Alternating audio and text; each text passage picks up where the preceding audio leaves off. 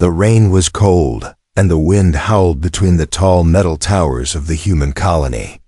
In the middle of the city, inside a heavy steel facility, a creature sat in chains. She was huge, taller than any human, her skin dark purple like a shadow. Under the moon, her hair was long and wild, falling over her shoulders like black rivers. Her glowing violet eyes watched everyone with a stare that could freeze blood. They called her a monster. The humans didn't know her name. They didn't care. She was just the beast they had caught after a terrible battle on a distant planet. She was too strong, too dangerous, and too strange. Soldiers feared her, scientists called her a threat, and leaders wanted her locked up forever. Heavy chains wrapped around her arms, legs, and even her neck. The chains had strange symbols technology designed to weaken her power. She sat on the cold floor, her head low, hair covering her face. She didn't speak. She didn't scream. She just waited. No one dared to go near her cage. No one, except one man. His name was Eric. He was a soldier, just a simple guard, wearing black armor, with bright silver lines. Eric had seen many things, wars, aliens, destruction, but nothing like her. Every time he stood guard, he felt something strange. The monster didn't roar or try to kill. She just watched. Her eyes looked sad, tired, almost human. One evening, Eric stood near her cage, watching her silently.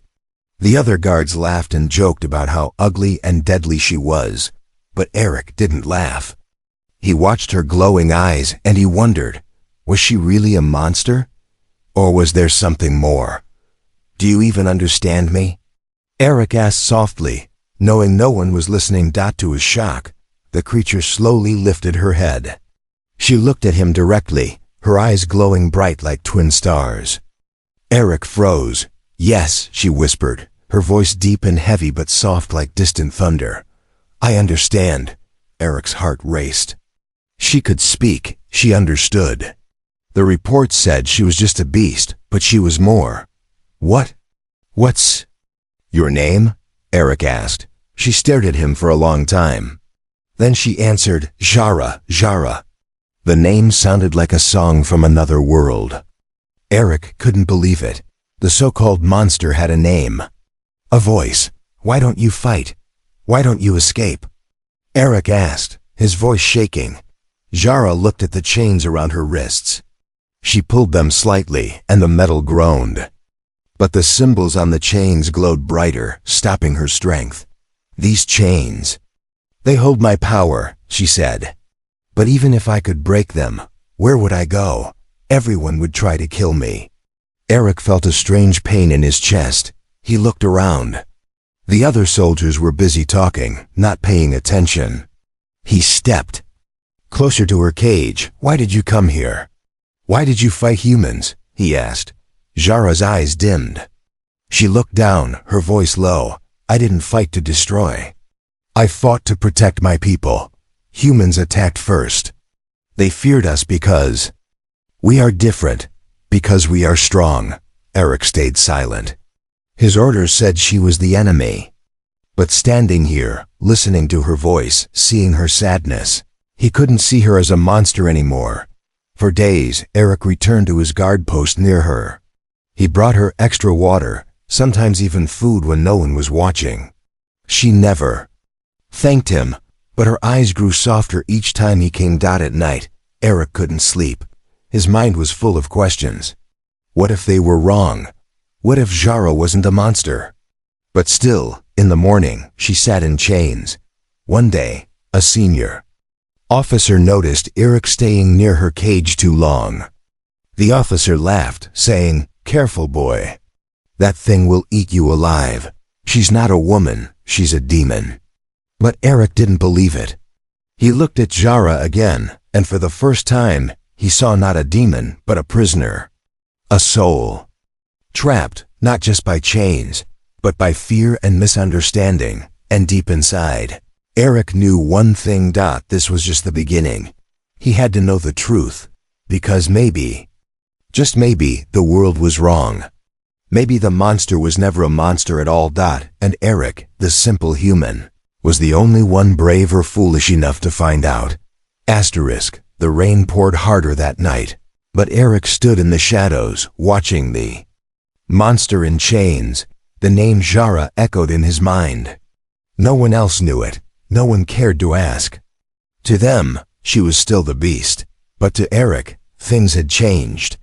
He couldn't see her the same way anymore. Yet, an uneasy feeling crept inside him. He was doing something no soldier should, feeling sorry for the enemy. But Eric wasn't just curious now. He felt a pull, something deep inside that said, she doesn't deserve this. The next evening, Eric made a bold decision.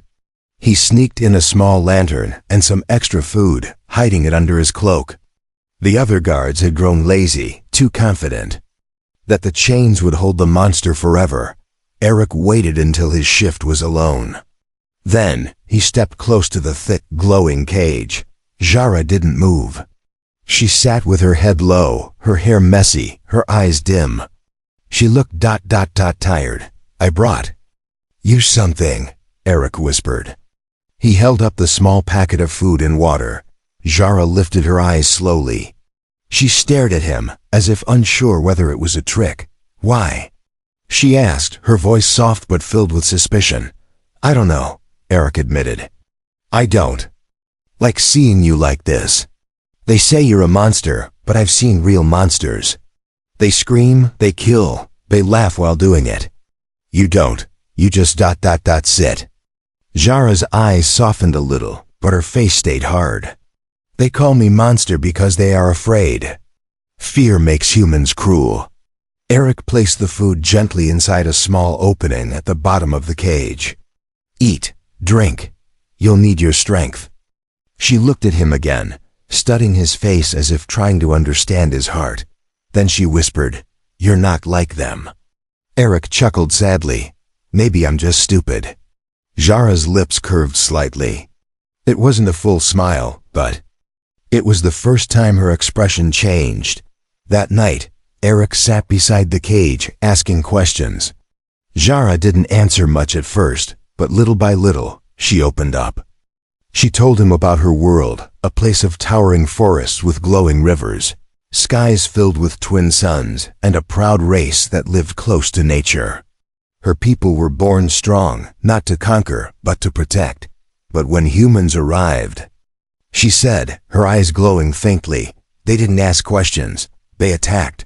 They thought strength meant danger. Is that why you fought back? Eric asked. Jara nodded. I fought because they killed my family. My friends, my people. I wasn't the first to fight. I was the last. Her voice cracked slightly. Eric looked down, guilt growing in his chest. He never knew the other side of the story. To them, it was always monsters threatening humans. But maybe the monsters were not who he thought. Days passed, and Eric kept coming back. He listened, talked, and even shared stories about Earth, stories of music, laughter, and the night sky. Jara listened silently, her eyes losing a bit of their sadness with each visit. But not everyone was blind. One evening, another guard, Jensen, noticed Eric staying too long near the cage. What are you doing, Eric? Talking to that thing? You getting soft? Jensen asked with a sneer. Eric forced a laugh. Just making sure the monster doesn't die before the scientists finish poking her. Jensen laughed and walked away, but Eric's heart beat faster. He was being watched.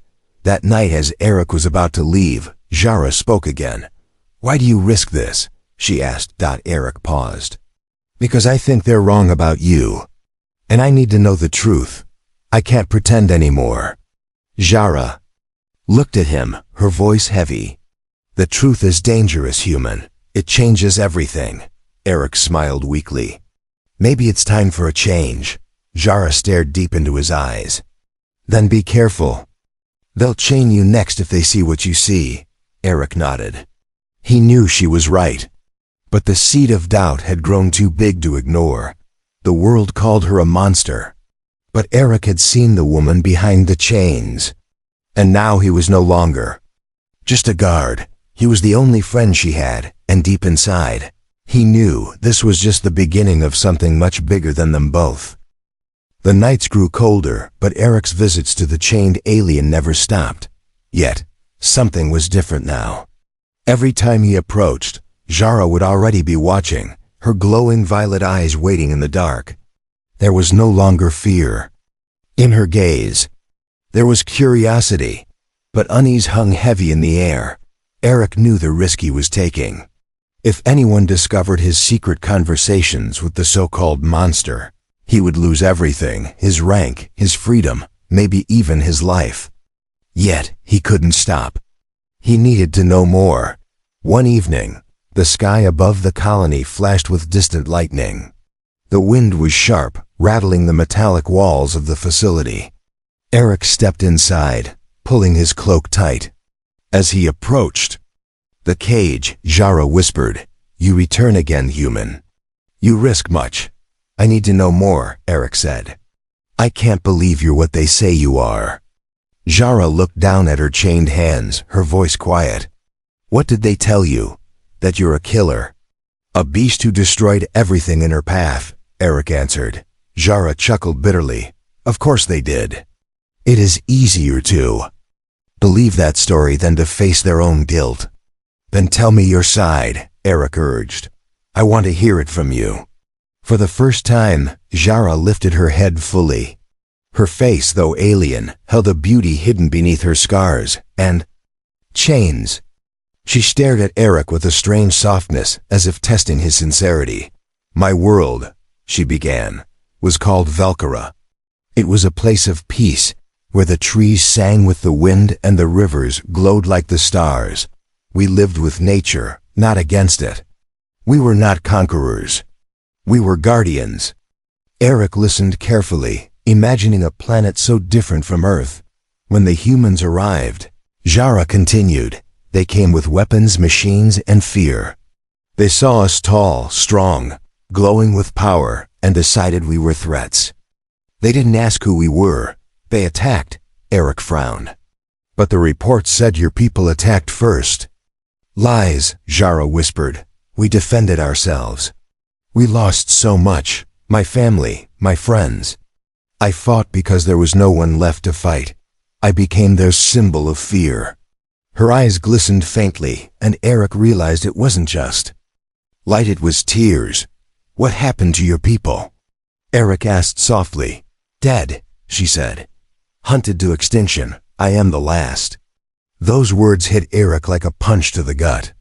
He thought of his own family, his home on Earth. The thought of losing everything was unbearable. Yet this woman, this monster, had already lived that nightmare. For a moment, neither of them spoke. The only sound was the distant thunder outside. "Why didn't you tell them?" "Why not speak, explain?" Eric asked. Zara shook her head. Slowly, "Do you think they would have listened?" "A monster's voice is never heard. It is easier to silence than to understand." Eric sat down on a nearby crate, head in his hands. Everything he knew, his training, his orders, felt wrong now. "I'm sorry," he said quietly. "For everything." Zara tilted her head. "Why do you care, human? You owe me nothing." Eric looked up, his eyes determined. "Because it's not about what I owe. It's about what's right. No one deserves to be chained for surviving." For a moment, Zara just stared at him. Then she whispered, "You're different." Eric smiled sadly. "Maybe I am." Their bond grew that night. Eric kept asking, and Zara kept sharing about her people's songs, their rituals, the way they connected to their world. She even hummed a strange melody once, deep and haunting, a song from a world lost forever. As the night deepened, Eric stood to leave. But before he did, Zara said one thing that sent a chill down his spine. "They won't let me live, Eric. They're just waiting for the order to end me." Eric froze. "How do you know?" "I hear them, even when they whisper. They fear me too much to let me live." Eric's fists clenched. He couldn't let that happen. But what could one man do? As he walked out into the rain, Eric knew he was facing a choice. He could pretend he knew nothing and follow orders like a good soldier. Or he could risk everything to save the woman the world called a monster. But in his heart, Eric already knew his answer. The question was, could he do it in time? Asterisk unequal and uneasy. That was how Eric felt every time he walked past the other soldiers. They laughed, joked, and called the alien woman names beast, demon, freak. But none of them knew her name was Shara. None of them saw the tears she shed. In the dark, alone and chained, Eric's mind was no longer at peace. His heart carried a weight heavier than his armor. Every night he returned to her cage, even when the risk grew higher. Each time, Shara was waiting, not with hostility, but with quiet eyes that almost looked hopeful. That night, Eric brought more than food. He carried a small, old device, a holographic projector he had kept from his childhood. It was cracked and dusty, but it still worked. He placed it on the ground in front of her cage. "What is that?" Shara asked, her voice low. "It shows images, stories, from Earth," Eric said. Turning the device on, a soft glow appeared, projecting pictures of Earth's forests, oceans, and night skies full of stars. Shara's eyes widened, the lights dancing in her gaze. "It's beautiful," she whispered. "I didn't know humans had beauty too," Eric chuckled. "Not everything we do is ugly. Some of us just forget." Shara stared at the moving images, silent. Then she asked, "Why do you show me this?" "Because I want you to know. We're not all the same," Eric replied. "And maybe neither are you." Their eyes met through the cold metal bars. In that moment, they both felt it something forbidden. A connection that was never meant to exist between human and alien, between jailer and prisoner. But bonds formed in the dark are often the strongest. Days passed, and their conversations grew deeper. Eric shared stories of his family, of Earth's music, its flaws, its kindness. Shara spoke of Vulcara's skies, of her people's connection to the stars, of the songs her mother used to sing. She hummed one such song, her voice low and echoing. And it stirred something in Eric's chest, an ache for a world he'd never seen, but now mourned. But outside their secret world, danger was growing. Jensen, the suspicious guard, had begun watching Eric closely. His eyes followed every move, his whispers spreading doubt among the ranks. One evening, when Eric arrived, Shara was quiet, her eyes dull. "What's wrong?" Eric asked. "They talked about moving me," she said, "to a research facility. They won't keep me alive for long there." Eric's heart pounded. He knew what that meant. A research facility wasn't a prison, it was a death sentence disguised in cold experiments. "I can't let that happen," Eric muttered. Era looked up surprised. "Why? Why would you risk everything for me?" Eric stepped closer to the bars. "Because I don't see a monster when I look at you. I see someone who lost everything, someone who didn't deserve this." She stared at him, her glowing eyes softening. "You're strange, human. Your kindness is dangerous." "Maybe, but so is doing nothing," Eric said firmly. For the first time, Shara smiled, not fully, but a gentle curve of her lips that made Eric's breath catch. "Thank you," she whispered. But the danger was real. Eric knew he couldn't delay. He began planning. Every time he guarded her, he studied the locks, the power grids, the security systems. He made notes in his mind, careful not to write anything that could betray him. Shara helped too. She explained how the chains worked, the symbols that drained her energy, the locks that could be weakened if the power supply was cut. They worked together, their plan growing in secret, forged in whispers and stolen moments. But time was running out. The transfer to the research facility was only days away. One night, as Eric was about to leave, Shara said softly, "If we fail, they'll kill you." Eric smiled faintly. "Then we don't fail." Jara nodded, her eyes glowing brighter than before. You're not like the others, Eric. You're not just a soldier. You're human. The word carried new meaning between them now. Eric left that night with a fire in his heart. The bond between them was no longer just forbidden, it was undeniable. He wasn't just saving a prisoner. He was saving a life. And he didn't know it yet. But in trying to free Zhara, he was freeing himself too. More unequal than ever, the nights felt heavier. The colony buzzed with new orders, stricter patrols, and louder whispers. The command had set the date Jara would be transferred to the research facility in 3 days. No prisoner returned. From there alive. Eric knew this was his last chance. But fear clawed at him. He was one man, and she was still bound in chains designed by the most advanced human minds. Failure meant death. Not just for Jara, but for him too. Yet when Eric stood before her cage that night, Jara's eyes were calm, glowing softly in the dark. "Do you still want to help me?"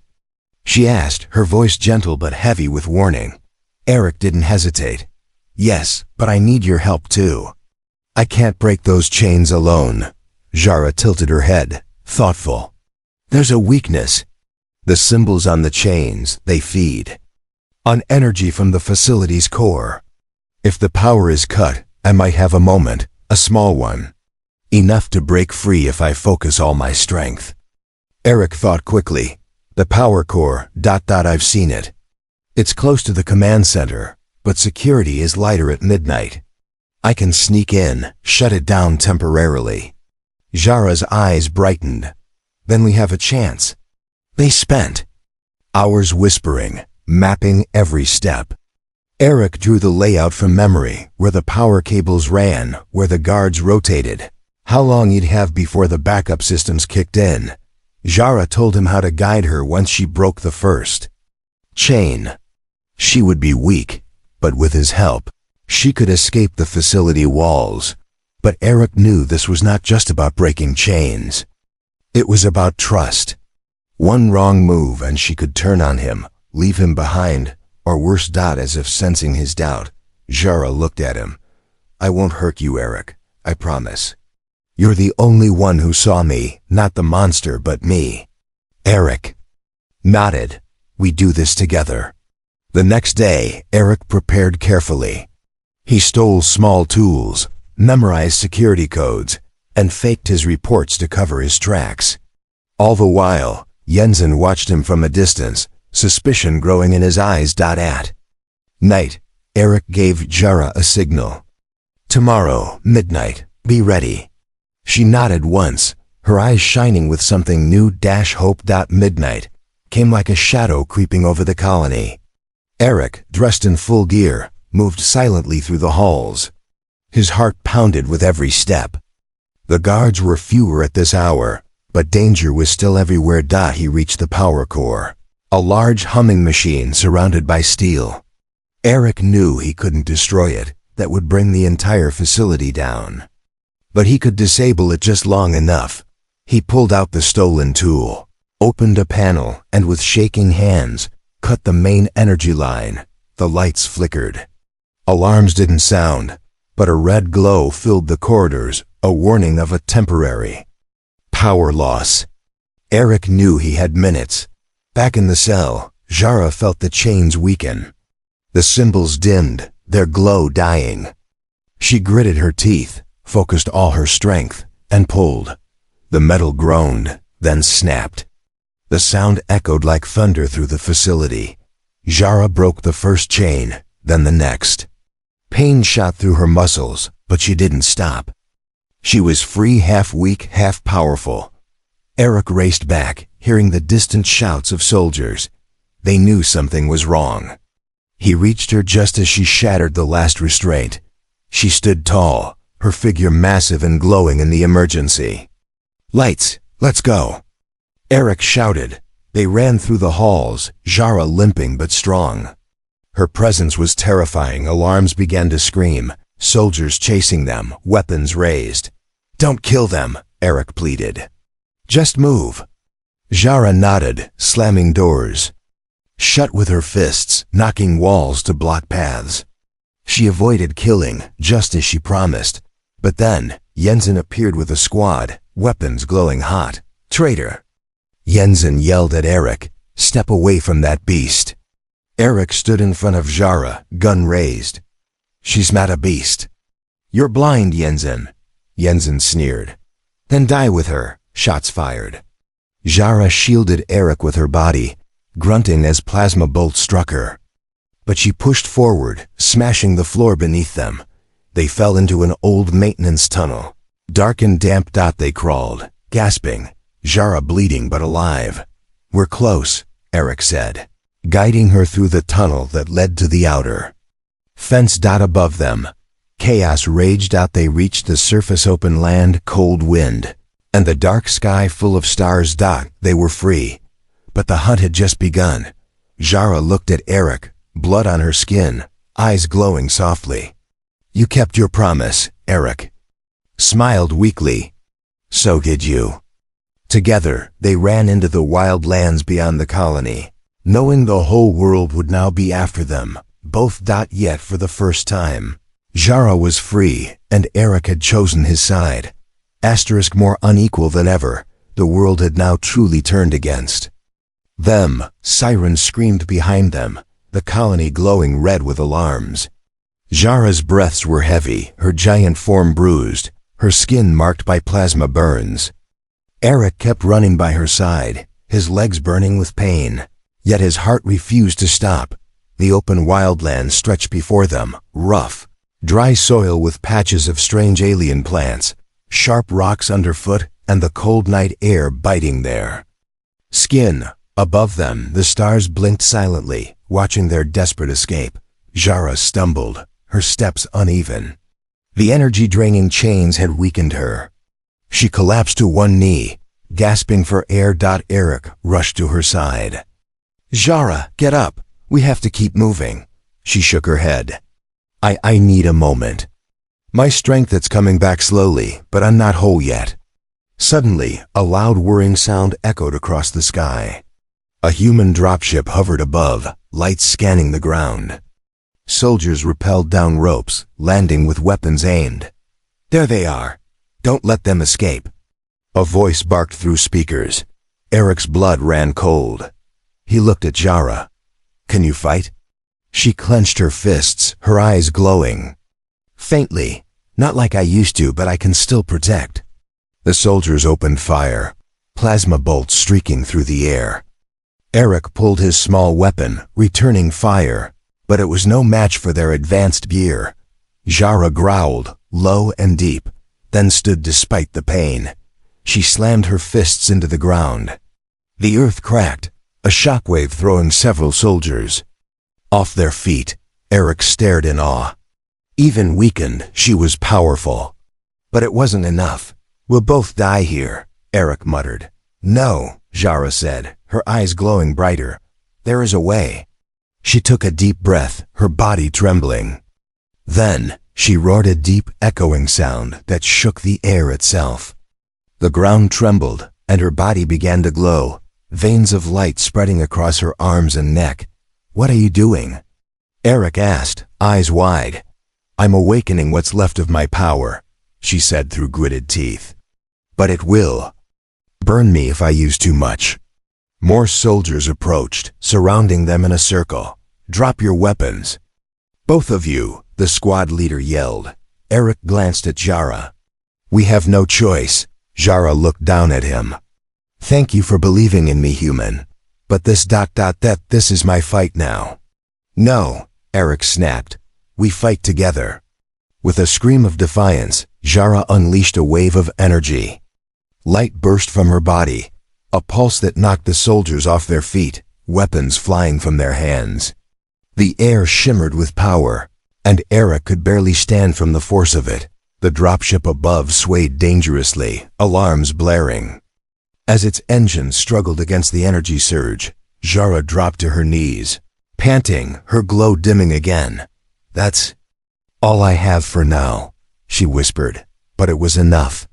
The soldiers were stunned, the dropship retreating to regain control. Eric grabbed Jara's arm. "We have to move now." Together, they ran toward the dense alien woods beyond the open plains. The trees were twisted and tall, their glowing leaves providing eerie light. Inside the forest, the air was cooler, quieter. The sounds of pursuit faded as they pushed deeper into the unknown. Finally, after what felt like hours, they stopped. Near a small, clear stream. Jara collapsed by the water, breathing heavily. Eric knelt beside her, checking her wounds.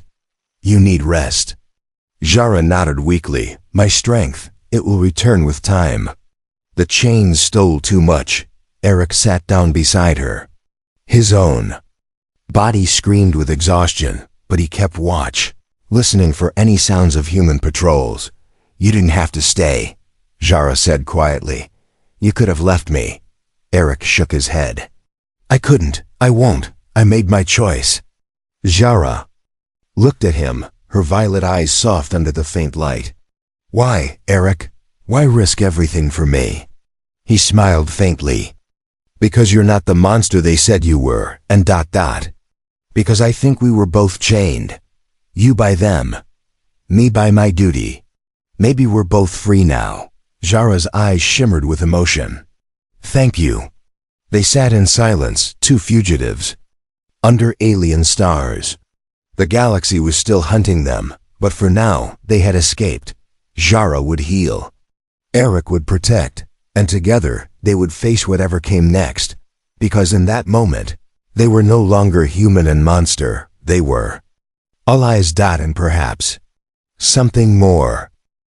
More unequal still was the path that lay ahead.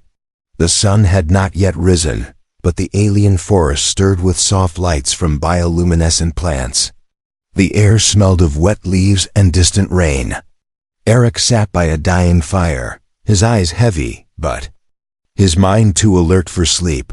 Jara rested nearby, her breath steady but weak. She had survived the escape, survived the battle, but her power was still returning slowly, like a flickering flame struggling against the wind. For the first time, Eric allowed himself to think beyond the next step. What now? Where do we go? They were fugitives. The entire colony, maybe even all of humanity, would now hunt them both, one for breaking the law, the other for being the law's enemy. But Eric felt no regret.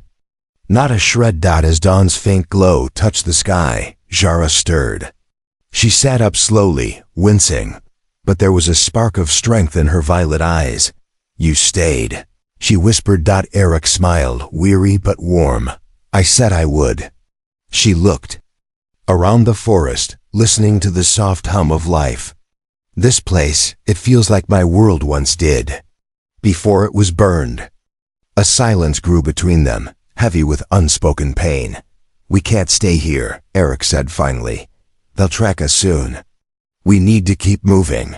Jara nodded. "I can walk now. My strength grows with every hour." Eric stood, checking his gear, what little he had left. "Do you have any idea where we could go?" Jara thought for a moment. "There are places, hidden valleys, ancient ruins left by others like my people. They are secret, but I know the signs. If we reach one, I can hide, heal." "Then that's where we'll go," Eric replied firmly. She looked at him, studying his face. "You could leave me, Eric. Run back to your people. Say I forced you, or that I escaped on my own. You might live." Eric shook his head. "I made my choice the night I spoke to you. I'm not going back. I've seen the truth, and I can't live with lies anymore." Jara's lips curved into a faint smile. "You're strange for a human. Maybe, or maybe this is what it means to be human," Eric answered. They walked together, slowly but surely, deeper into the wild. The journey was hard, rough terrain, little food, cold nights, but Eric never stopped. He helped Jara when her strength faltered, and she protected him when strange alien beasts approached in the dark. One night, as they rested beneath glowing trees, Jara asked, "Do you miss your world, your people?" Eric stared up at the alien stars. I miss the idea of home, but my home isn't a place anymore. It's a choice. And I chose to stand with you. Zara looked at him deeply, her eyes shimmering. You remind me of someone I knew. Long ago, someone brave who believed in peace. What happened to them? Eric asked gently. They died, trying to protect what mattered. Eric's throat tightened. Then we won't let that happen. Again, not this time. Days later, they reached a hidden valley, shielded by cliffs and heavy fog. Strange statues stood half-buried in moss, evidence of a civilization long forgotten. Zara touched one, her hand trembling. My ancestors built these, she whispered. Places of safety, of memory. Here, the air felt warmer, the ground richer. It was as if the land itself welcomed them. This will be our start, Zara said. Here, I can heal, and maybe ... we can build something. Together, Eric said with a smile. Zara looked at him, her gaze softer than ever. Together. In that hidden place, human and alien, soldier and monster, no longer existed. Only two souls bound by trust, by sacrifice, and by something new, something that felt like hope. The world would still fear her. The humans would still call her a threat. But Eric knew the truth. Behind the chains, beyond the monster, was a woman who deserved to live. And as long as he stood beside her, she would never be alone again. Their journey was far from over, but it was a new beginning.